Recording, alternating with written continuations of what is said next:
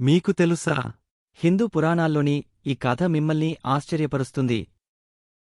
ప్రహ్లాదుడు తన తండ్రి హిరణ్యకశిపుని నుండి భక్తి పాఠాలు నేర్చుకున్నాడు మరియు విష్ణువు పట్ల అపారమైన భక్తిని కలిగి ఉన్నాడు. హిరణ్యకశిపుడు తన కొడుకు ప్రహ్లాదుని విష్ణు భక్తి నుండి మరల్చుకోవడానికి ప్రయత్నించాడు. ప్రహ్లాదుడు తన తండ్రి హిరణ్యకశిపుని చేత పీడించబడ్డాడు మరియు అతని భక్తిని త్యాగం చేయమని బలవంతం చేయబడ్డాడు. ప్రహ్లాదుడు తన భక్తిని విడిచిపెట్టడానికి నిరాకరించాడు మరియు విష్ణువు తనను రక్షిస్తాడని నమ్మాడు. హిరణ్యకశిపుడు ప్రహ్లాదుని చంపడానికి ప్రయత్నించాడు, కాని విష్ణువు ప్రహ్లాదునికి రక్షణగా నరసింహుడి రూపంలో వచ్చాడు. నరసింహుడు హిరణ్యకశిపుని చంపి ప్రహ్లాదుని రక్షించాడు మరియు అతని భక్తిని ఆశీర్వదించాడు.